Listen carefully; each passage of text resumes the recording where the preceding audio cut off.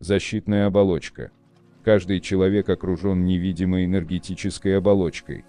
Обычный человек не способен ее почувствовать, но может представить. Ощутите всю поверхность своего тела, как это бывает, когда вы погружаетесь в горячую ванну. Я не говорю попробуйте. Просто сделайте это. Когда вы не пробуете, а делаете, получается сразу, и тренировки не нужны. Энергия распространяется, как медленная волна из центра вашего тела, выходит на поверхность и превращается в шар. Вообразите шар вокруг себя. Это ваша энергетическая оболочка. Неважно, что она реально неощутима. Уже одним лишь воображением вы делаете первый шаг к управлению оболочкой. Со временем придет и реальное ощущение. Люди с развитыми экстрасенсорными способностями могут видеть как саму оболочку, так и все дефекты на ней. Каждый человек изначально уже имеет экстрасенсорные способности, просто они не используются, а потому находятся в дремлющем состоянии.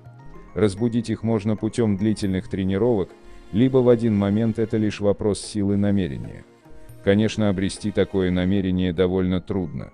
Но для наших целей будет вполне достаточно привести свою энергетику в здоровое состояние. Слабая оболочка беззащитна перед насильственным вторжением. Здоровую энергетику можно развить и поддерживать, регулярно выполняя специальную гимнастику. Это очень просто и занимает немного времени. Встаньте прямо, как вам удобно, не напрягаясь. Делайте вдох и представляйте себе, что энергетический поток выходит из земли, входит в область промежности, движется вдоль позвоночника, примерно на указанном выше расстоянии, выходит из головы и уходит в небо. Теперь делайте выдох и представляйте, что высоко с неба спускается поток энергии, входит в голову, движется вдоль позвоночника и уходит в землю. Вам не обязательно физически ощущать эти потоки. Вполне достаточно просто вообразить себе это.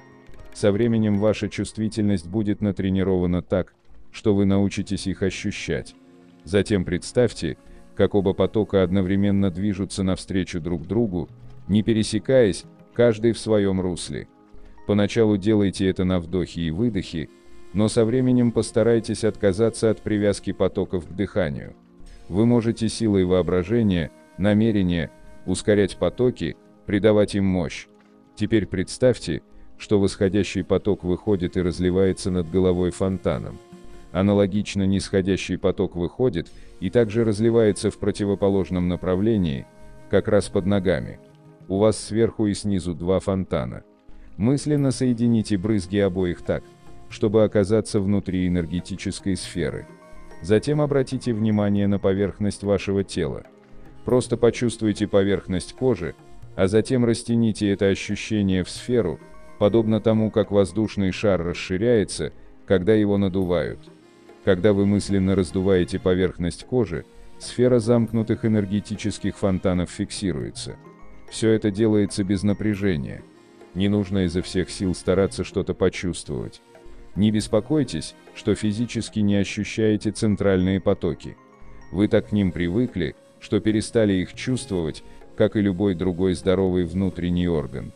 Регулярно время от времени концентрируя внимание на потоках, вы вскоре почувствуете физическое ощущение. Не такое сильное, как, скажем, осязание, недостаточно реальное. Вот это и есть энергетическая гимнастика.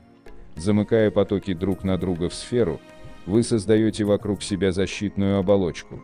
Растягивая поверхностную энергию тела в шар, вы закрепляете эту оболочку в стабильном состоянии. Пользу от такой гимнастики трудно переоценить. Во-первых, оболочка защищает вас от поражения. Во-вторых, тренируя свою энергетику, вы прочищаете тонкие каналы. Пробки, препятствующие движению энергии, вылетают, а дырки в оболочке, через которые она расходуется, затягиваются. Все это происходит не сразу, постепенно. Но зато не нужно постоянно обращаться за помощью к рефлексотерапевтам и экстрасенсам. Вы сами восстанавливаете нормальную циркуляцию энергии. Следует отметить, что энергетическая оболочка не может защитить от вампиров и маятников. Эти нахлебники качают энергию за счет настройки на вашу частоту. Когда маятник пытается зацепить жертву, та отклоняется от равновесия. В этот момент, чтобы провалить маятник, вам необходимо проснуться и сбросить важность. Мышцы расслабятся, энергетика придет в равновесие, и маятник провалится в пустоту. Ведь если вы сами не качаетесь, он не сможет забрать энергию. Осознанность необходима для того, чтобы постоянно контролировать те моменты, когда вы непроизвольно отклоняетесь от равновесия.